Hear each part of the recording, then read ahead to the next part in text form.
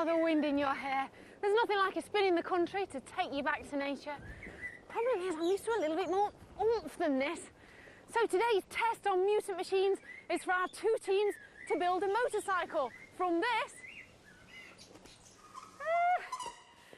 and this in just 8 hours. Well, it's another exciting quarter-final round, so let's welcome back the red team, the Bushwhackers, against the boys in blue, Clematis Quattro. Now, both these teams are jockeying for a place in the semi-final. Guys, you know the score. You've got to turn these two machines into a mutant, and that is going to be a trike, and a stylish one at that. Oh, and before you start, just mend my puncture. Right, lads, run for your tools. Are you ready when that red light goes green? In 3, 2, 1, go for it. Judging by their performances in the heats, these two sides are the most evenly matched yet. Clematis Quattro blasted the opposition to oblivion in the first round with this powerful pressure washer, mutated from a washing machine and a moped. But they know the quarterfinals are a huge step up in class.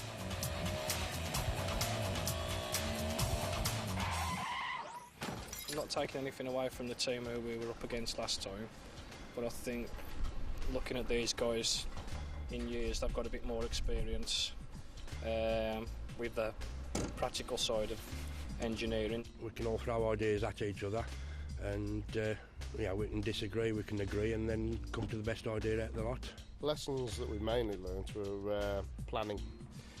Try and plan it first, try and put it down on paper. It's all fun, innit? It's meant to be fun anyway, and I think that's the way we saw it, and we got the best out of it. The Bushwhackers will be hoping to spoil the blue spun. They painted their opponents into a corner last time round with this spray machine mutated from a car and a water cooler, and will be hoping to do the same again. But they know there's room for improvement and that they've got a fight on their hands.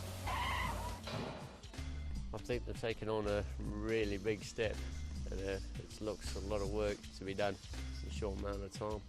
It worked very well. Initially we had a few little problems, but after a few slight modifications during the sort of test, it worked a lot better.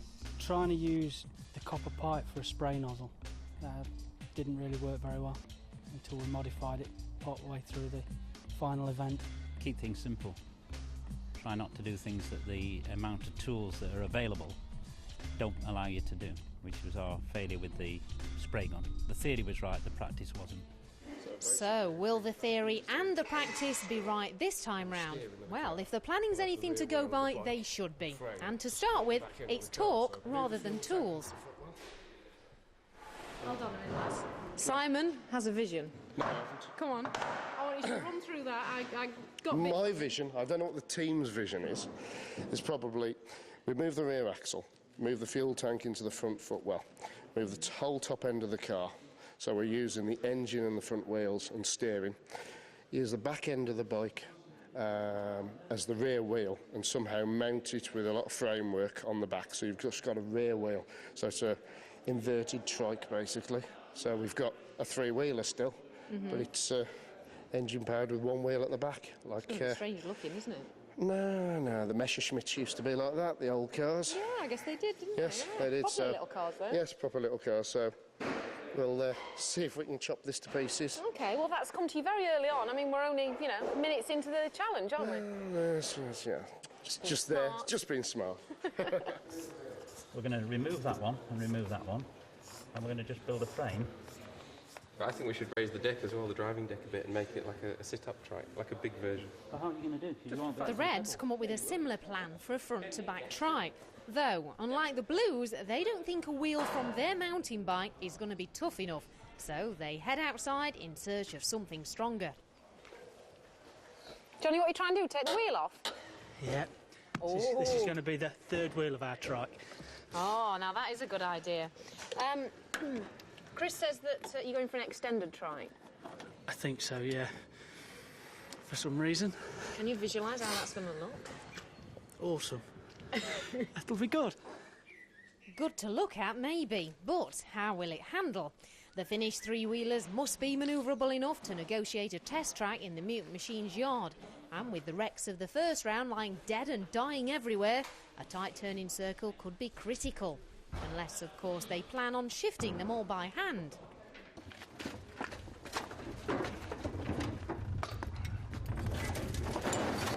The Blues are looking for a rear axle for their trike, but the overturned car gives our technical expert, Professor Martin Smith of the Technology Innovation Centre, a chance to explain why it's important both teams don't alter their cars too much. OK, well, I've drawn a hedgehog's eye view of the car. They have to make sure that the suspension mounts and the engine mounts and the steering mounts and the gearbox mounts have all got to be kept in the same position relative to one another. So they really, more or less, are forced to keep the whole of the front of the car exactly as it is. Now, if they want to make a tricycle and put a rear wheel here, for example, here's the petrol tank, which, as you see, it goes across the middle of the car. So they had to take this out to put a wheel there if they wanted to. This is the rear axle I was talking about, and here is the main suspension point, which is quite strong, that they really want to keep if they possibly can. They want to hang on to those strong points on the car. Here's the section where the gear lever fits onto, so they want to keep all that in place. And then here are the suspension mounts, this one here and this one here, and you've got a sort of triangle of forces here through this suspension wishbone. And then there's another sort of triangle as through the suspension to the top of the suspension mount through the spring there. So they've got to keep this point, this point, this point and this point all exactly fixed. Otherwise the suspension will all go awry and the car won't work properly. Which is exactly what both teams want to avoid, and why they're leaving the front ends of their respective Fiestas pretty much untouched. Which is more than can be said for the backs, where it's a slice and dice time, folks.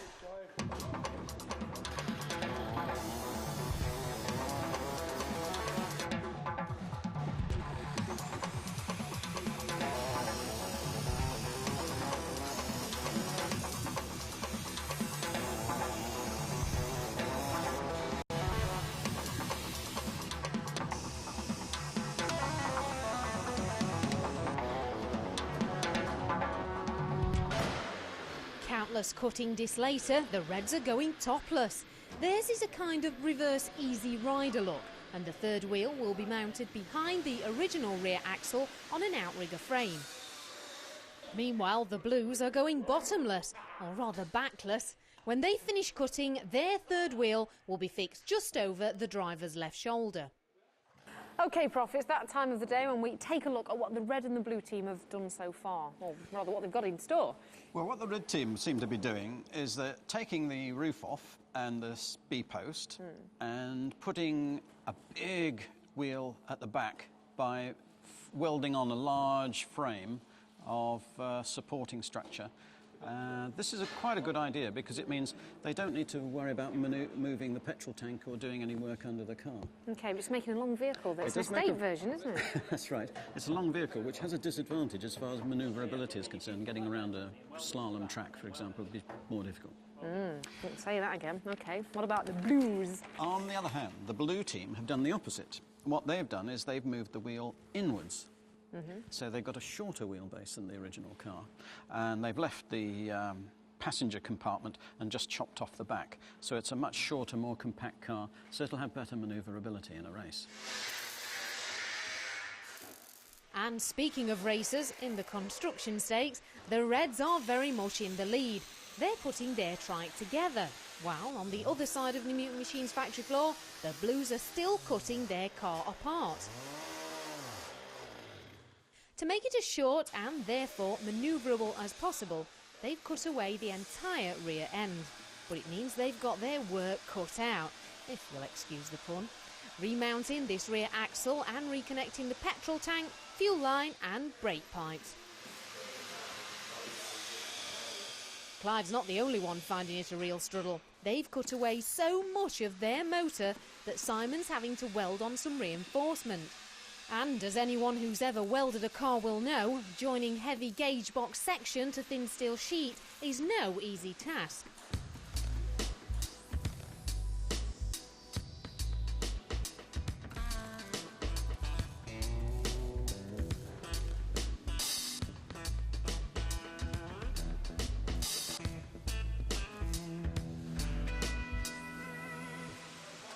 With their long but simple design, the Reds are romping ahead. They've finished most of their structural welding and are now fixing the third wheel in place.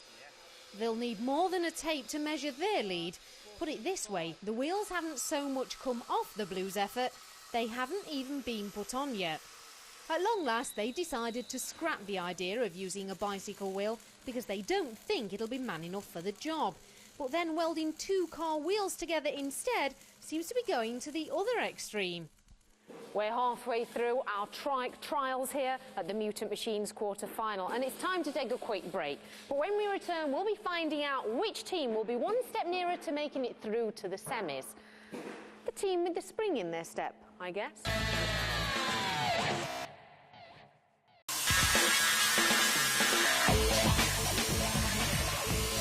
Welcome back to Mutant Machines, where both teams are busy building a trike from a bicycle and this dodgy old motor. It's the quarter-final stages and things are really hotting up. Which team is going to win and who's going to be left hanging in the balance?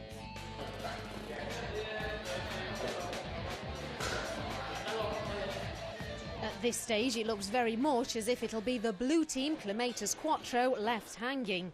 Whichever way you look at it, they've got the more complex design. And although shorter may equal more agile when it comes to the all-important testing of the vehicles, that'll only be to their advantage if they can keep it upright. How steady is it? Not very, appears to be the answer, if the nervous laughter is anything to go by. So the bushwhackers are sitting pretty. They're so far ahead that they're ready for a test run.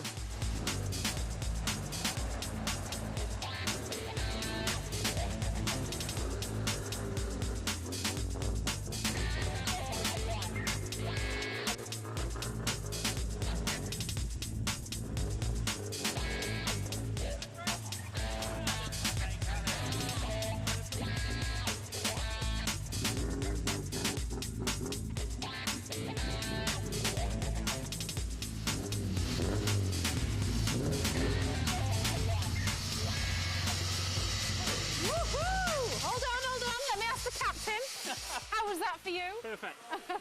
Run's beautiful. We were thinking of going down to the shops to get some pop. So you don't need to make any adjustment? No. What are the brakes like? Fine. It's only because we cut off the rear brakes and seal the pipes, it's a bit spongy. But as soon as he hits them hard, then they're fine. Okay. We disconnected the back brakes because we took the back axle off. All right. I mean, you seem pretty happy with it, but as yet you don't know what we've got in store for you outside. We don't know what you got in store, do you know? So... But I'm going to pitch your umbrella in case there's water involved. OK, what are you going to do with the bodywork? I mean, you know, aesthetics want it to look good. Anything special in mind? Well, yeah, we're going to respray it if you've got the paint, you know. We've got plenty of time to do it, you know. You are a bit ahead of the challenge today, aren't you? OK, all right, well, it's looking good. Which is more than can be said for the opposition.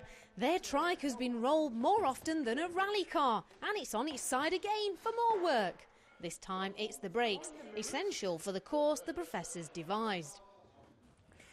Now then, Prof, this is the assault course which both the red and the blue team's Mutant Machines have to endure very soon. It's been an interesting day, really. Things are shaping up to be, well, very similar in some ways, but I think that the shorter wheelbase version from the blue team is going to prove to be the better vehicle around these tyres. It's certainly more manoeuvrable, and so it'll be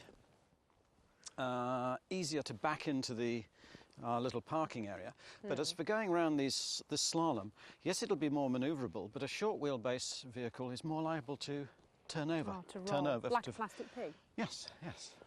OK. Do you think so that's... they win on swings and lose on the roundabouts. Right. What kind of problems do you think that the red team are going to encounter with the length of their vehicle?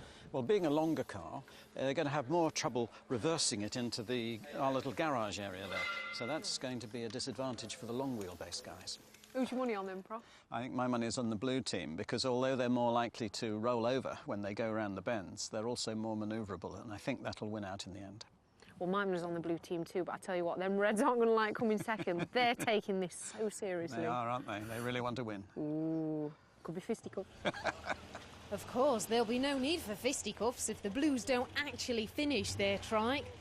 But at long last, with only a few minutes of the 8 hours build time left, they're ready to test it.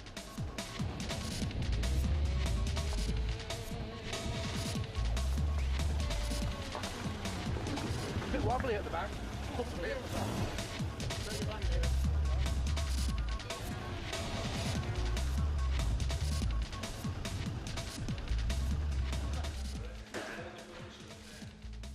Back in the workshop, the Reds have finished their trike, but are beginning to sweat for the first time.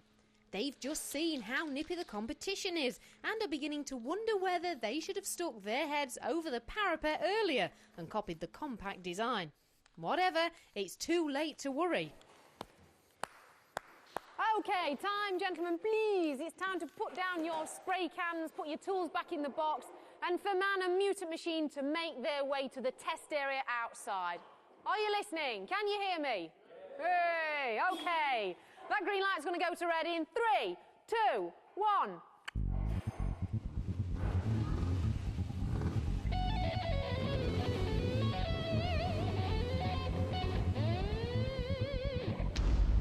OK, guys, listen up. This is your trike test area, designed to test you all to the max. Now, you're going to be working against the clock, and all 4 team members have to take equal turns in driving the vehicle up or down this slalom course. The red team will go up first, and 2 team members will be at this end, and the other 2 the other end. And I'm now going to show you the route you have to take.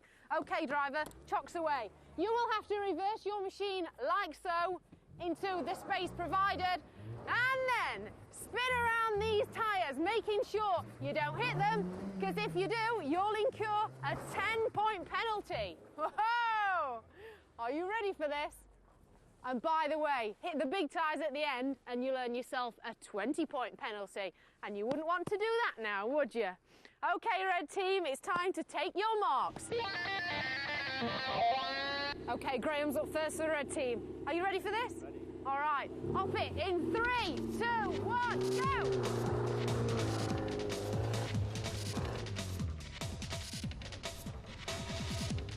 As the Professor anticipated, the long wheelbase makes the Bushwhackers trike a trifle hard to handle, first on the reversing test and then on the slalom.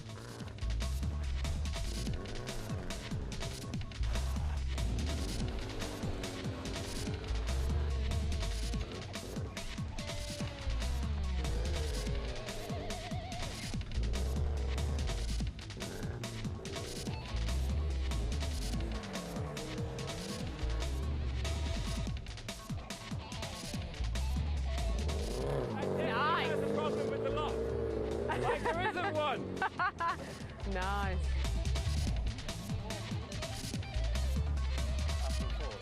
With such a beast to manoeuvre and the clock ticking, the Reds can ill afford losing reverse gear or stalling. So it's up to their last man to get down the slalom course as quickly as possible without any more time penalties for hitting the tyre markers.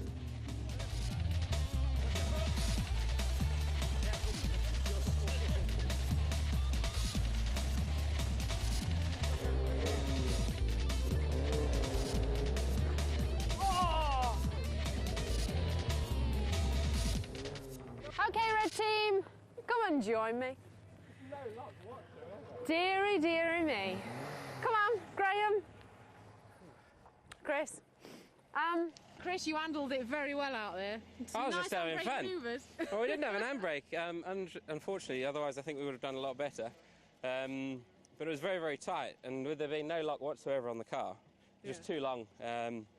So I thought we might as well have some fun while we're doing it. But you definitely showed the other team members how to drive a car like that. that. It was good fun. Nice one, loved it. You hit 2 tyres. Tony, how was it for you out there? Fun, good fun. Trying to follow Chris, but he drives like that all the time. I reckon so. he's done that before, hasn't he? Just a few times. And Mark, what about your performance? Well, it was a bit shabby, stalled it, and that was it. You need a bit more practice. Yeah. Oh dear. So a driving time there of 4:45. Let's check with the Prof how many penalties were in place there. Prof, how did they do? Well, they hit 2 tyres on the first slalom and 1 tyre on the second slalom, so that's a 30-second penalty, which takes them up to 5 minutes 15 seconds. Okay, that's the time the blue team has to be if they want to spray that champers. Okay, it's time for the blue team's turn. Clive is at the wheel. Are you ready for this, Clive? Okie dokie, that traffic light will change in 3, 2, 1, boot it! There's not much to choose between the two vehicles as far as straight line speed is concerned, but the blue trike turns on a sixpence, and they know that if they can get a clear round, they should win. But remember, there's a 10-second penalty for hitting a tyre and 30 seconds for hitting a car.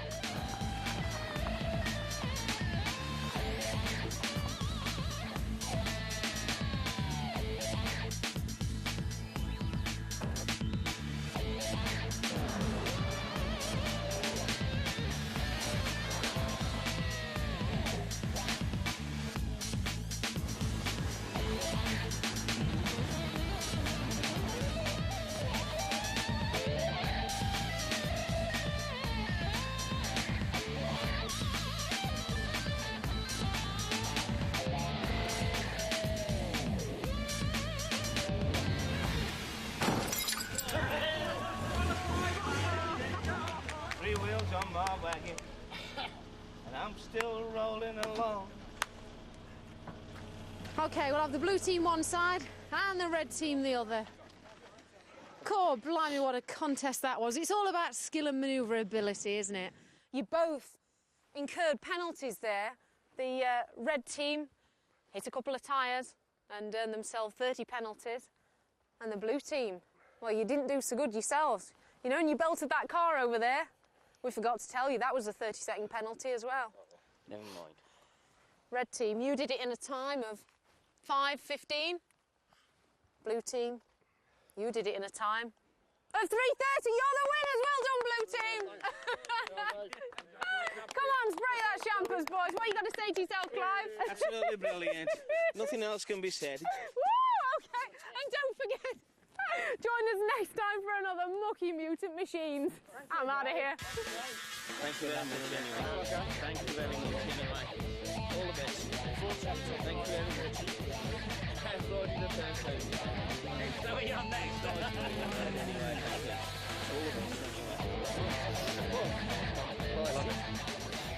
I've had the champagne go up my nose and everywhere, I think, but I think it was most enjoyable.